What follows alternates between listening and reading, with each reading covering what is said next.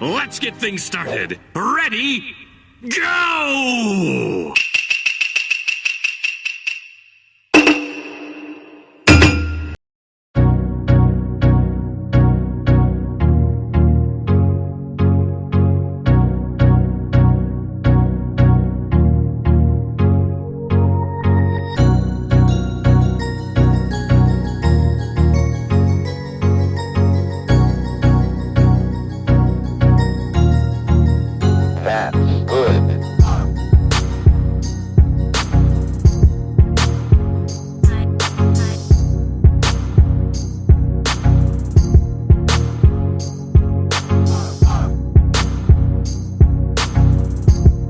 I love it.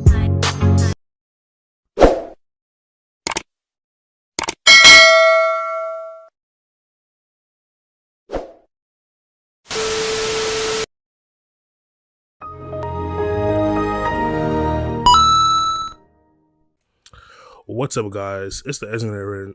What's up, guys? It's the Arinze back with another video. It's been long overdue. So to give you a little heads up, finals. I just finished my finals. It was rough. It was rigorous, pun intended. But yeah, I finished my finals. So now I have the free time alongside my new job to start actually making more content and more videos instead of doing more lives. So this one here will be a pre-recorded video because I find it easier to, speak freely and then just have the time to edit back what I need to edit back in that, time frame. So today's video is going to be about this article, this research article that I'm Just Jules in the Discord dropped in. As you can see, the research in it that they discovered is going to be interesting because I believe it explains a big reason as to why the women behave the way they do, especially with the kids and how that affects the children. So let's get into this. Got all my tabs open and shit. Okay, let's see here. So, as we can see, this is from the NCBI. This is a reputable research bank. You find a lot of articles for research papers and just research done in general. Like they have the SARS-CoV-2 data from COVID-19 in this bitch right here. You know what I mean? So, when looking at research articles, surveys, anything of that nature, the first thing we have to do, right, is look at the date. Look at the date the research was done, and also look at what is being quantified, right? So the reason why you do this is because depending on what day or what year really, right, a research paper is done, it can invalidate the findings of that paper, but that's dependent on if there's any new incoming information on said topic or what the topic is. So for example, like when it comes to marriage statistics, right, the research data on that changes every year. Right? And the reason for that is because marriage is a very volatile subject of study. Every 3 months, like if you wanted to, you can make a research document on marriage changes every 3 months and it will be valid because that's how frequently marriage changes in any given country, etc., etc. Same for childbirth.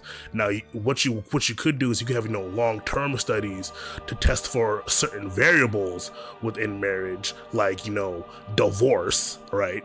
But nevertheless, that's how you would look at the dates of research papers. And the reason why I bring that up is because in this space, in the manosphere, women's sphere, all that kind of shit like that, you have people who will use, marriage stats from like 2015 to validate current dating trends today. That doesn't work because marriage does not stay stagnant like that. Marriage is not a stagnant, testable measurement. It changes very rapidly, right? So, as we can see here in this study, this was done July. It was published in July 19th of 2010. So this is a 11-year-old study. Now the topic it's discussing is gender stereotypes and how that relates to education between boys and girls in African American families. Because of the time period and what it's studying, this study is still valid. Especially given that when you look at the current trends today, nothing has changed. Nothing has changed really from what they found in this article to what's actually going on in today's climate. In fact, it's gotten worse. If you looked at how recently we found out that, of the children right now, grades K through 12, most of the boys can't read on grade level. I think it's about like 12% of black boys coming out of K through 12 in the United States of America are functionally illiterate, meaning they can't read on grade level. And let's just say that stat, right, is removing, African kids like myself, Caribbeans, like let's say it removes all the, as the FBA would call it, all the tethers. Oh my God, all the tethers, right? Let's say it removes all the tethers, right? That's still 12% of your boys are only reading on grade level. And I guarantee if that study was even broken down further, you'd find that most of those boys are in dual parent households, whereas the vast majority of the other children that can't read on grade level are coming out of single mother black homes. But let's read the article. So the article here says, mothers' academic gender stereotypes and education-related beliefs about sons and daughters of African-American community. We have the authors Dana Wood, Beth Kurtz Costes, and we have an African here. By the looks of it, they're Nigerian. Let me see, Department of Psychology, University of North Carolina at Chapel Hill. Her name, Ndidi. This is a guy, yeah, this is the Igbo dude. Ndidi Okeke and Juanu. Yeah, so, okay, Stephanie J. Rowley. Okay, and here's some tips. When reading any scholarly journal, the abstract will give you the synopsis of what else is all in the document. The document is really just to provide and confirm the basic tenets of the scientific method. Now, if you don't know what that method is, it's the scientific method is, if any research you bring, any theory you create cannot pass that method, it's seen as a bunk theory. And that method's real goal is to say that, however you do it in your research paper can be replicated by someone else and it should get the same results. If it can't be done that way, whatever you're studying is not reliable. That's the reason why emotional intelligence is seen as bunk, because you can't readily reproduce the same results reliably. But nevertheless, so in the abstract we read that the role of African American mothers, academic gender stereotype endorsement in shaping the advancement of related expectations for and perceptions of their own children was examined. So the number of mothers they used, I believe this is going to be 334, and of 7th and 8th graders. So a prime, this is middle school. Yeah, prime middle school ages, and completed measures of expectation for their children's future and academic attainment. The perceptions of their children's academic competence and gender stereotypes consisted. So here's the thing: they surveyed almost 400 moms with children, 7th and 8th grade children, and essentially asked them what were their, assumptions on their children's competence academically and just in general, and how that varied between gender. Now, what they're saying next here is that upon asking this, the results showed consistent with the hypothesis that African American mothers held less favorable expectations for their sons and perceived their sons to be less academically competent than their daughters. So let's read that again. Let's read that one more time, shall we? The results of their findings showed consistent with the hypothesis that African American mothers, I'm going to highlight it for you right here. I'm going to highlight this bitch right here. The results found consistent with the hypotheses that mothers held less favorable expectations for their sons and perceived their sons to be less academically competent than their daughters. So I'm sure y'all can see how damning this information is. And again, I want to shout out to I'm Just Jules, who put in the Discord. Y'all can see how damning this is. And the reason why is because it proves that, you know, this whole Ouroboros tale, this whole Ouroboros snake of a conversation of, you know, why are black men, you know, quote unquote failing, right? Why are black men not in college? Why are black men not doing these things? It's not as cut and dry as, you know, they ain't shit. It's because of the fact that, quite frankly, y'all fail because your mothers raise you to fail.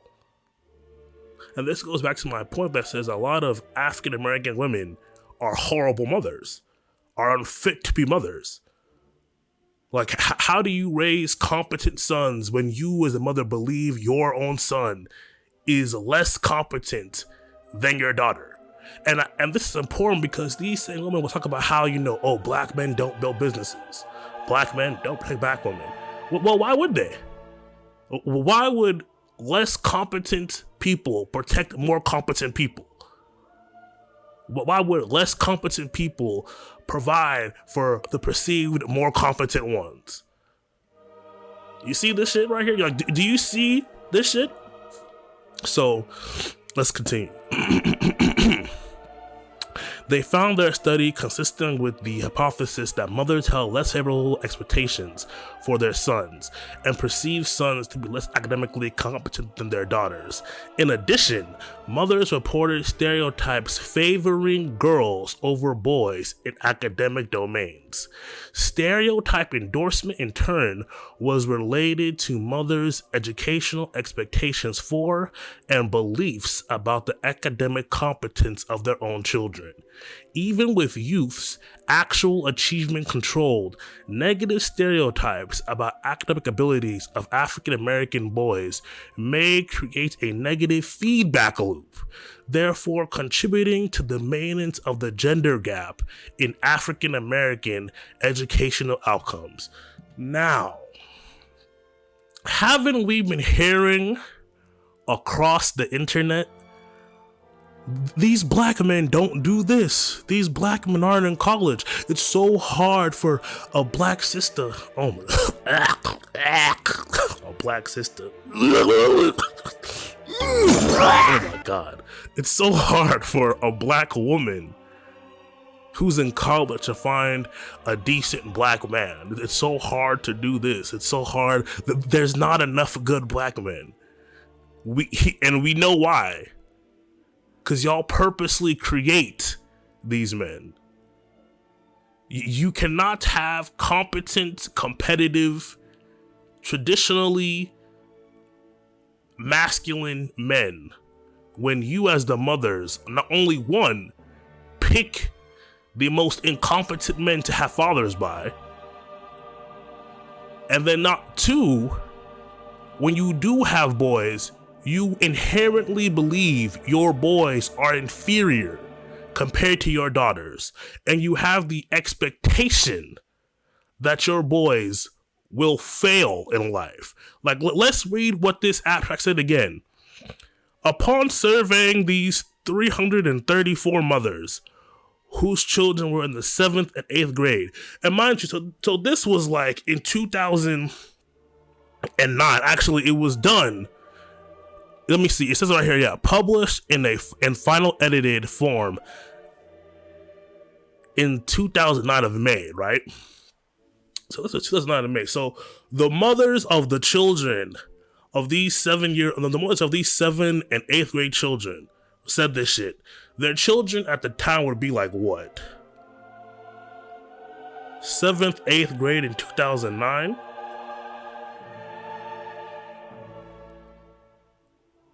7th, 8th grade in 2009. I would say, let me think. In 2009, I was in high school. So American high school age is what? Let me look up that. American high school age is... What is American high school age? Doing this on the fly. American high school age. Because I know it's different from other... Actually, American 8th grade.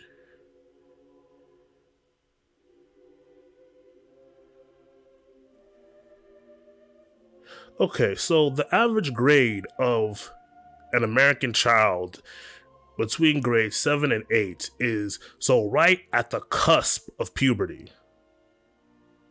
Right at the cusp of puberty. So 12 to 11 and 13 to 14. And this was 10 years ago. This was 11 years ago. So the children of these women were at highest 14 years old then.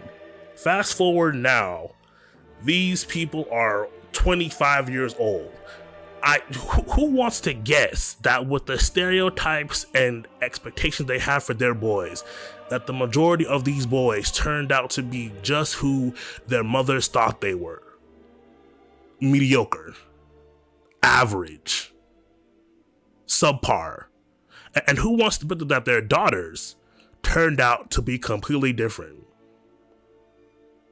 See, and the problem with this is that if you let black women tell it, they'll tell you that, oh, they had no choice because there was no man in the house and there was no one there, and even with that logic, it doesn't make sense, because it's like, okay, so you're telling me that without a man there, you can't be expected to make sure your own children can read. So without a man there, you can't be expected to make sure, you can't be expected to give your children the best outcome without a man there. So then if you can't even be expected to do that, what's importance does you even being there have if you can't even be trusted or expected to make sure your kids have a positive outcome? What are you there for? And you see this shit all the time. My child is a failure because the father wasn't there. So you're telling me that you being there was a non-factor. You know, if let them tell it. The reason why we have all these boys out here who are, you know, subpar is because they had no help. They had no choice. It was et cetera, et cetera. I was forced to do X, Y, Z. But no, this study was done 10 years ago. God, let's be real. Let's not even assume that, you know, let's not lie to ourselves and say that, you know, this is like, you know, a recently formed opinion, right? Because if you look, because there are videos online of black academics in the 1970s saying the same shit about how, for some reason, when black boys get out of 4th grade and hit like 7th grade, they plummet academically. This has been a consistent issue, and the irony of that, they picked the grades 7 and 8 to survey shows that other people notice that trend as well, and we see why. Because when asked these questions, they found that these black mothers consistently held less favorable expectations of their sons for their sons, and perceived their sons to be less academically competent than their daughters. In addition, mothers reported stereotypes favoring girls over boys in academic competence, in academic domains, and educational expectations.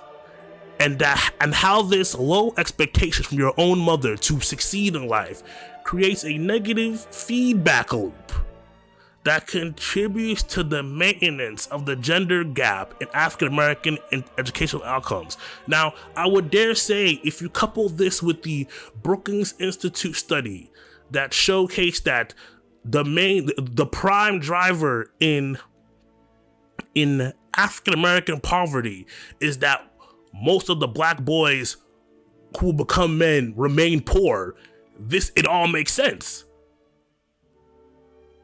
If you're being raised by someone who fundamentally doesn't believe you're smart enough to succeed in life, you won't. I think psychologists call it a self-fulfilling prophecy.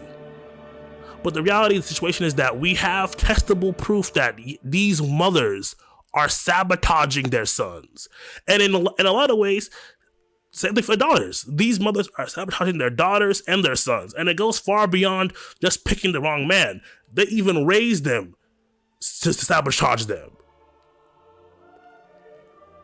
Let's read on, shall we? Let's see here. But I'm going to skip around this, right? Because there's a part of this article I read earlier that showcased a number that I found really sad, but nevertheless. Okay, here we go. In the present day study, we had three main goals. The first was to test the hypothesis that African American mothers would hold lower educational attainment expectations for their sons than for their daughters. The fact that this was even a formulated hypothesis lets you know something's wrong. Like, the fact that this was their hypothesis, that this is what African American mothers do, is crazy. And would rate sons as less academically competent than daughters, even when concurrent academic achievement was controlled. Such findings would be consistent with the notion that academic gender stereotypes influence mothers' judgments about their children's academic abilities and potential, above and beyond children's demonstrated performance. So, their study essentially proved that even if you are exceptional, having a toxic background, or better yet, having toxic parentage, will suppress those exceptional talents. The second goal of the study was to assess whether ADOS mothers, on average, endorse academic gender stereotypes that girls, as a social group, perform better than boys in academic domains. Finally, we hypothesized that mothers' academic gender stereotypes would be related to education-related beliefs about their own sons and daughters in a stereotype-consistent manner. In particular, we predicted that endorsements of the stereotype that girls are superior to boys in academic domains would enhance beliefs, i.e., educational expectations and beliefs about child academic competence, about daughters, and dampen beliefs about sons, even when we controlled for youth's academic achievement. So, even when they controlled the outcomes, these women still believed that their boys were less than their girls.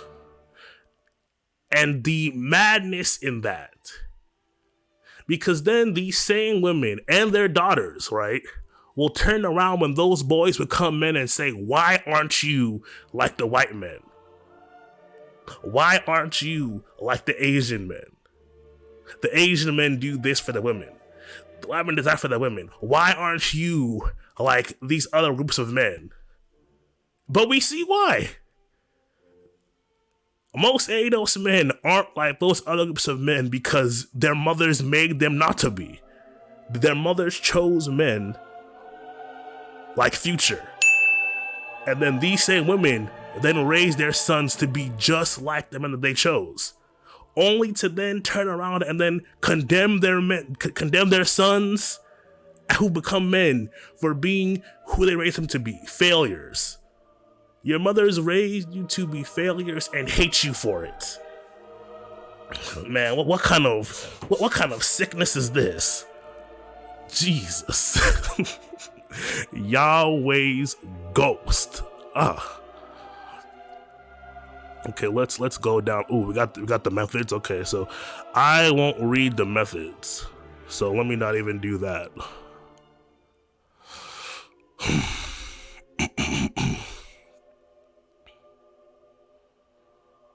Let me see here. So here's some of the questions they asked. Mother's educational expectations. Mother's expectations of youth's future education attainment were assessed with a single item. How far do you expect your child to go in school? Response options were as follows. 1. Some high school. 2. Finish high school. 3. Some college. 4. Finish community college. 5. Finish a 4-year. 6. A master's. 7. A doctorate. Okay. The other question was about competence. Mothers were asked to rate the focal child's competence in 6 academic domains: math, science, reading, writing, grades, and general intelligence, compared with other children in the same age group. Response options ranged from 1 to 7. 1 being far below. Wait, what the hell? Yeah, 1 far below. 4 is average. 7 far above. Okay, the average of responses for each 6 domains were computed to create a single score. Okay, so here's the procedure. Now let's look at the results. Okay.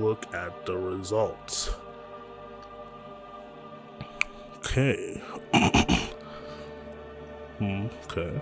Let's look at the results here. So, overview of analyses. The analyses were conducted in 3 stages. The first, we examined the association between youth's gender and mother's achievement-related beliefs to the study. We estimated 2 separate multiple regressions models to determine whether youth's grades were significantly related to A, maternal expectation, or B, to the mother's belief about adolescent behavior and academic competence. So the way they did this was that's actually pretty smart. So they split this between the expected maternal instinct, right? The supposed maternal instinct to want to see your offspring succeed, and also your own personal biases or lack thereof as a parent. Okay, that was very smart. That was very smart.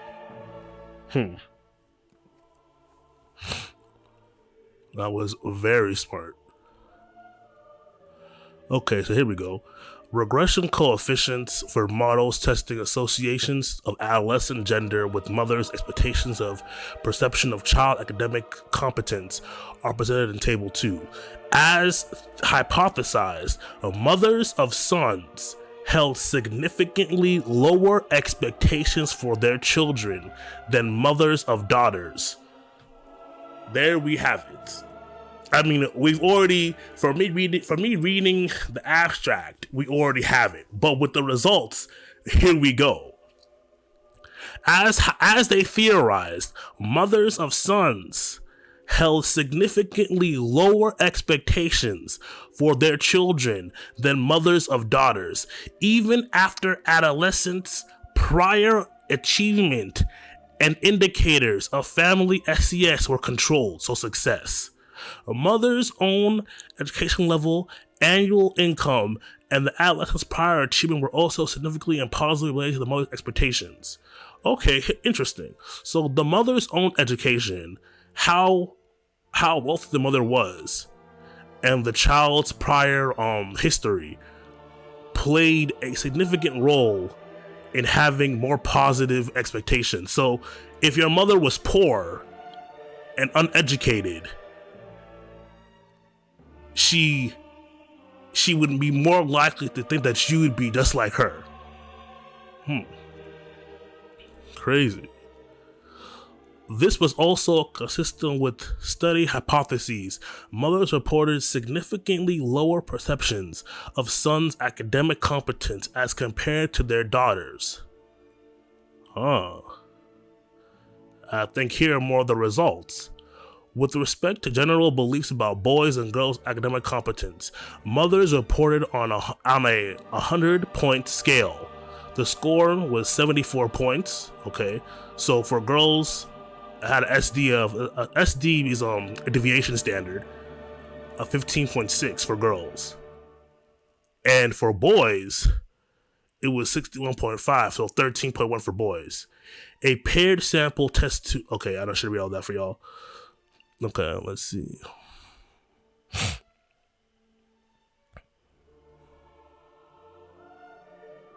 Okay, here we go. Let's see this. The distribution of the academic gender stereotype score presented in Figure 1, approximately 8% of the sample held stereotypes favoring boys academically, i.e. scores less than 5. 25% had relatively neutral scores, okay, and 67% had stereotypes favoring girls academically. So of these black moms surveyed 10 years ago, whose children were in the 7th and 8th grade, whose children today would be 25 years old, 67% didn't believe, 67% believed that their sons were less competent than their daughters academically. Only 25 held a neutral position, and only 8% believed that their boys were more competent than their daughters. And yet these will be the same women who will be on Twitter, Instagram, YouTube comments saying, why aren't black men like this? Though the black men don't protect us. But you believe your sons are less competent than your own daughters. Okay. All right. You know, I'm going to post this in the top comment above on the video, but you know, for those who want to test it themselves and read it. Now here we go. The discussion. African American boys show lower rates of academic success on a variety of indices compared with European American boys and with African American girls. And see the reason, but we see the reason why though. White moms and white fathers. Correction, no. White women who seek to have kids generally pick men who exhibit competence, and those women and white women believe that for their success as a group, to attain the protections they want as women, they need to raise competent sons. For them to have hypergamy, they need to have sons who are better than their daughters.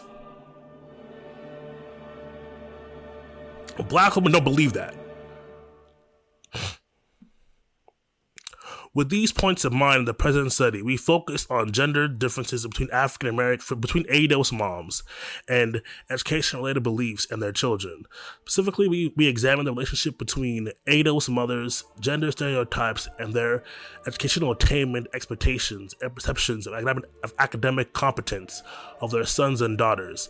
A majority of 67% of the mothers in our sample endorsed the stereotype that boys are less competent than girls in academic domains.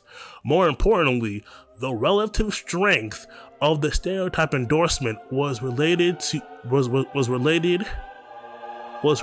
both to mothers' expectation for the eventual academic tongue-tied.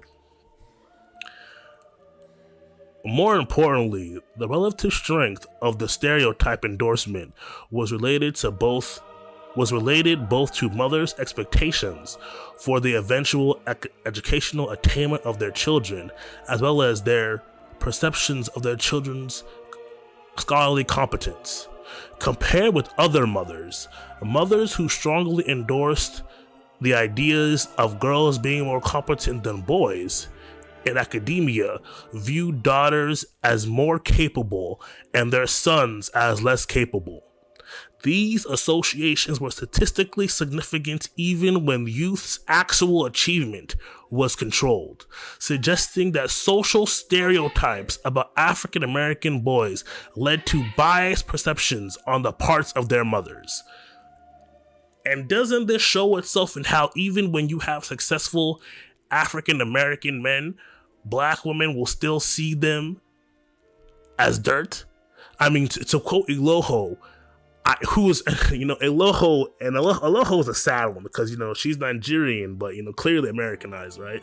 But to quote Eloho, I don't treat men who are rich differently than I treat men who are poor. Doesn't that last statement showcase the problem? Another problem too is that now we see why even when you have successful black men, they're still viewed as ain't shit. Or there's still no reverence given to that. Let's read that again. Compared with other mothers who strongly endorse stereotypes of daughters being more competent than boys, academia view daughters as more capable and their sons as less capable. These associations were statistically significant even when the youth's actual achievement was controlled, suggesting that social stereotypes about African American boys led to biased perceptions on the part of their own mothers. And we talk about how the community is, well, let me not say the community, we talk about how the ADOS community is the way it is. How we talk about how you'll have women who will say, who will say, I can't settle for, I can't settle for this. I can't settle for that. We talk about this all the time, right? This stuff starts at home. Your mothers don't believe you are competent. Your mothers believe that your daughters, your mothers believe women are better than you, but at the same time expect you to protect, provide, and die for the same women they think are better than you. Or as the study showed, are more capable than you are. These are the own black women. They asked these parents. Again, let's look at the significance of this paper. They surveyed 334 moms. Let me go back up to the top. They surveyed 334 moms of children who at the time were either ages 12 and 14, right? 7th to 8th grade. For their expectations of their children, right? Boy and girl. Today, the children of those women are 25. They found that these mothers view their daughters more competently than their sons. More competently. They view their daughters as being more competent than their sons, more capable than their sons, and expected greater things from their daughters than their sons. Now, it's one thing to say, that you want both your kids to succeed. That's one thing. But even when given that option, as he read earlier, only 25% of the women there had a neutral stance on saying both girls and boys, or both my children, are going to be successful.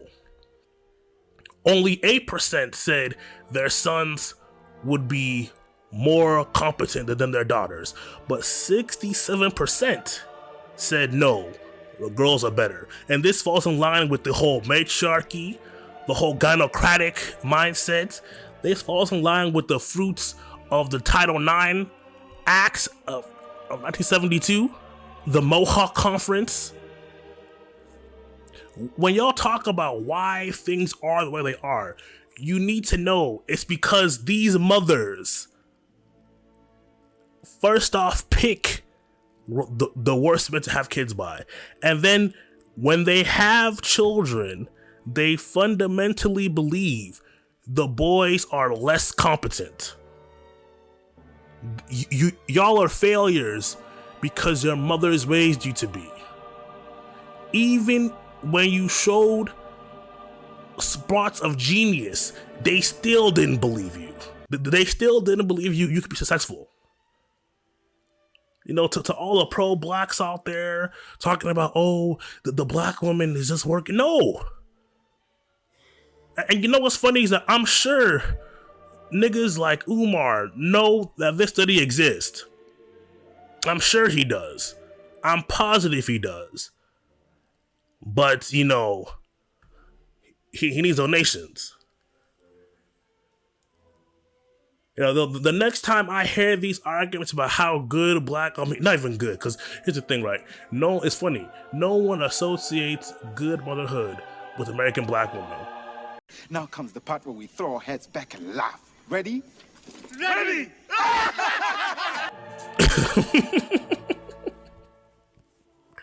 Everyone knows American black women aren't good mothers.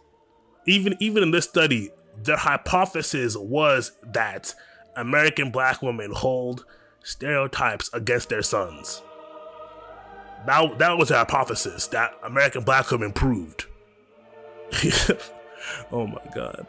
Like, a lot of y'all would never even thought to look this shit up because, you know, you were raised by your mothers. You were raised by your mothers. Not even want to read, not to know how to read, not to know how to count. They raised, this is insane.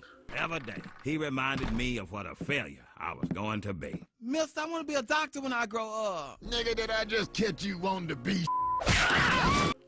But yeah, guys, that's my video. Sound off in the comments. Tell me what y'all think. I'll be posting the URL to this study in the comment section. Shout out to I'm Just Jules from the Discord. You dropped a bomb. I hope that y'all spread this out to Dr. Chiasan Johnson, to BGS, to the greater manosphere, because this is, there's nowhere else to go from here. This study is 10 years old. And if you look at it now, right now in America, only 12% of black boys are reading on grade level. Not these moms, their ideas of male success and attainment never changed. It never changed. But yeah, this is Arinze. Don't forget to like, comment, and subscribe. Peace.